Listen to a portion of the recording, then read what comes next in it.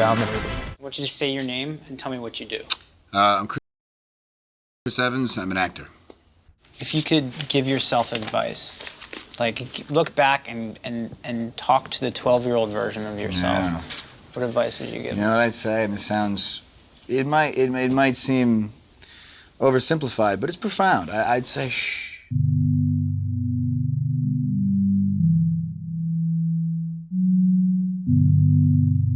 It's been a big thing for me. Shh.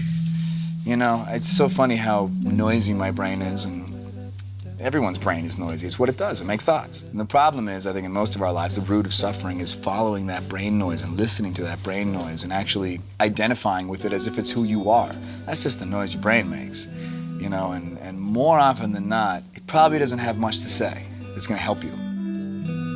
For Captain America, I read that you turned down the role a number of times. Can you just explain why? It was because it was a big commitment. They wanted 6 movies, and you know, normally you do movies one at a time. And if one of those movies hits and is a success, and your life noticeably changes, you know, your personal life, your anonymity, your privacy is affected, you have the opportunity to stop and regroup and go home and just, you know, make a decision from then on how you want to proceed with your life. The worry was, if this movie hits and there is a lifestyle change and I don't react well to it, I don't have the opportunity, the luxury to say, you know what, guys, I'm good. I think I'm going to go back to doing, you know, indies or maybe something else. You know, maybe in a couple of years I don't want to act anymore. I don't know. It's just 6 movies can be spread over 10 years, and you're making a decision for a decade, and it's not just a decision for you.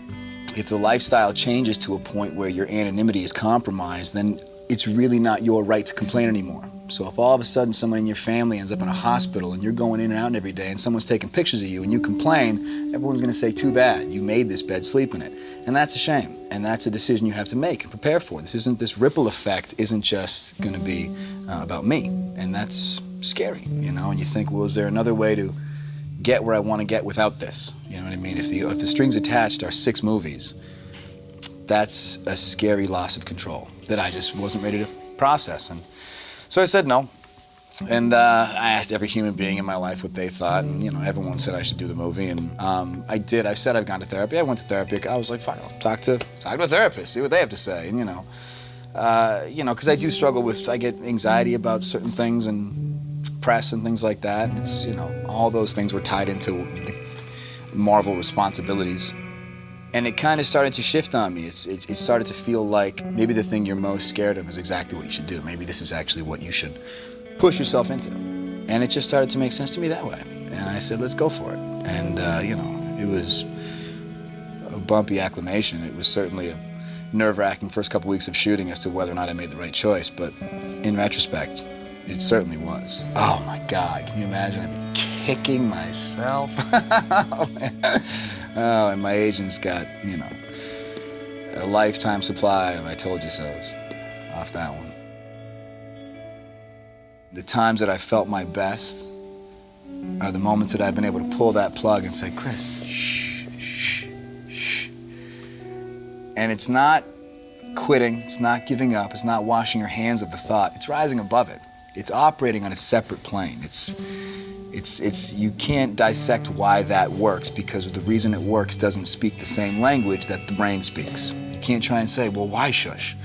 Because the shush is, you know, it's different. It's different. And when you just shh, yeah, it just feels good. And you're like, that's better. That's better. And I think back to all the amount of time I've probably spent suffering as a result of brain noise. Hours of my life wasted. Just shh. So that's what I'd say.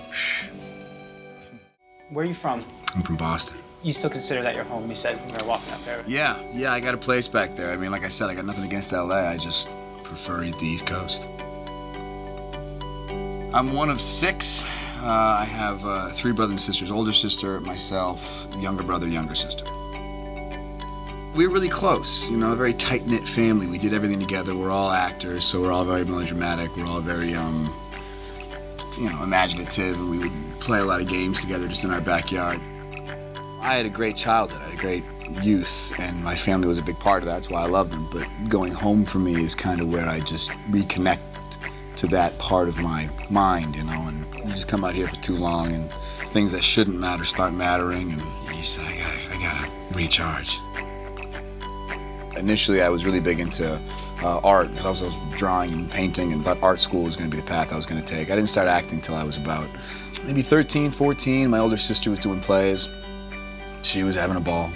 I figured I'd try it, and it was a good time, so I kept doing it. Probably had much bigger balls then than I do now.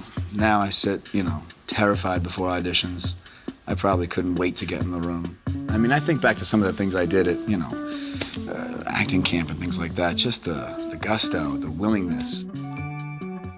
God, who has a yearbook? Who did this? Were you in The Virtuous Burglar or The Bald Soprano? I was in The Virtuous Burglar.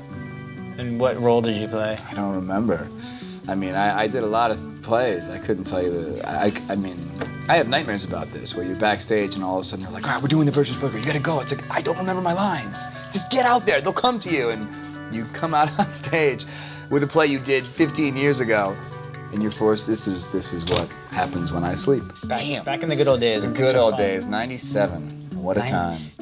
Where did that change? I mean, when did the anxiety start taking over? When it actually matters, you know, when you're like auditioning for, you know, for your work, your career, your life, you know, you're an adult. It's not just fun and games. You're actually trying to build something, and when it doesn't work out, you start to kind of get, you know, it's a heady game acting, you know. For any movie you book, there's probably, you know, dozens of rejections, and that can play on you, so you start to kind of put pressure on yourself, you know. Sometimes you go through stints of having really good auditions, really solid auditions, being like, I'm good. Every time I go in the room, I feel centered, I'm present, I'm ready. Other times, you're like, man, I feel like I forget how to act. And you're on shaky ground every time you step in a room. You said that there's a search to be in the moment. Mm-hmm. Does that only apply to acting? It's everything that reality looks and feels and smells and sounds like, but you know it's not. And you're completely in control of that unfolding. And that's the time where I really feel the most present. And I think that's part of my addiction to acting, because I struggle to find that in life. It's a bit harder when there's no script and this is just happening in a chaotic form. But the hunt for the moment, you know, the hunt to be present, that's the goal. You know what I mean? Acting is like a temporary artificial substitute it's like a drug. It's great. My goal